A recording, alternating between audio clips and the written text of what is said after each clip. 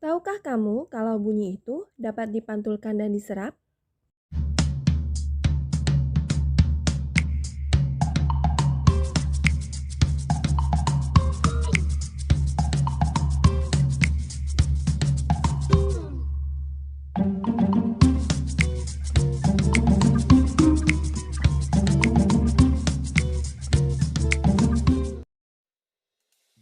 Hai, berjumpa lagi di materi pelajaran channel yang tentunya akan membahas materi pelajaran dengan cara yang sederhana dan menyenangkan. Pada video kita kali ini, kita akan membahas materi tematik kelas 4, tema 1, subtema 3 tentang bersyukur atas keberagaman. Indonesia memiliki keberagaman adat istiadat, makanan, permainan tradisional, lagu, tarian, serta masih banyak lainnya. Kita perlu mensyukurinya karena kita dapat menikmatinya. Tahukah kamu bahwa banyak sekali makanan khas di negeri kita ini? Berikut adalah beberapa contohnya. Yang pertama adalah nasi jamblang. Nasi jamblang adalah makanan khas dari Cirebon, Jawa Barat. Nama jamblang berasal dari nama daerah di sebelah barat kota Cirebon. Yang kedua adalah nasi pecel. Nasi pecel adalah sarapan kesukaan masyarakat Madiun, Jawa Timur. Kemudian yang ketiga adalah lontong sayur.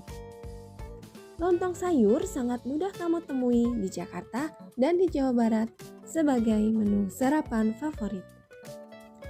Yang keempat adalah nasi krawuh. Nasi krawuh adalah makanan khas kota Gresik yang terbuat dari campuran nasi dan daging sapi dengan kadar minyak yang cukup tinggi. Yang kelima adalah nasi gudeg.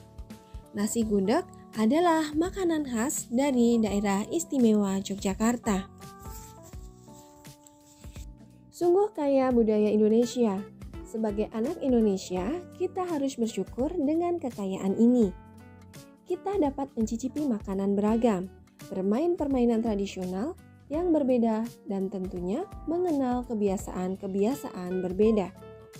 Banyak hal yang kita bisa pelajari dari keanekaragaman itu.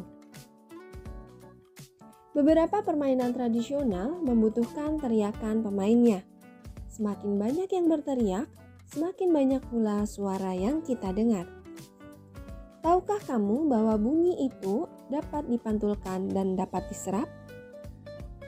Sebuah kelereng yang kita lempar ke dinding yang keras akan mengalami pemantulan. Demikian juga dengan bunyi. Bunyi juga dapat memantul jika dalam perambatannya dihalangi oleh benda yang permukaannya keras, seperti kayu, kaca, dinding, atau besi. Bunyi juga dapat diserap. Benda-benda yang dapat menyerap bunyi adalah benda yang permukaannya lunak. Benda yang demikian disebut dengan peredam bunyi, misalnya karpet, goni, kertas, kain, busa, dan wol. Benda-benda tersebut dapat digunakan untuk mencegah terjadinya gaung atau kerdap. Dinding dan langit-langit gedung pertemuan, studio rekaman, dan gedung bioskop dilapisi dengan bahan-bahan tersebut supaya tidak terjadi gaung atau kerdam. Adapun macam-macam bunyi pantul adalah gaung atau kerdam. Gaung atau kerdam terjadi karena bunyi dipantulkan oleh dinding yang jaraknya tidak jauh dari sumber bunyi. Hal itu menyebabkan datangnya bunyi pantul bersamaan dengan bunyi asli yang belum selesai terucapkan. Akibatnya, bunyi pantul mengganggu bunyi asli sehingga suara yang terdengar tidak jelas. Macam bunyi pantul yang kedua adalah gema. Gema terjadi karena bunyi dipantulkan oleh dinding yang jaraknya jauh dari sumber bunyi. Hal itu menyebabkan datangnya bunyi pantul setelah bunyi asli. Hal itu menyebabkan datangnya bunyi pantul setelah bunyi asli selesai terucapkan. Jadi, bunyi pantul yang terdengar lengkap sesudah bunyi asli. Gema sering terjadi di gua-gua, lembah-lembah, dan bukit-bukit yang jaraknya. Gema sering terjadi di gua-gua, lembah, dan bukit-bukit yang jaraknya jauh serta permukaannya keras dan rapat. Selain itu, gema juga dapat dipergunakan untuk mengukur kedalaman jurang atau gua.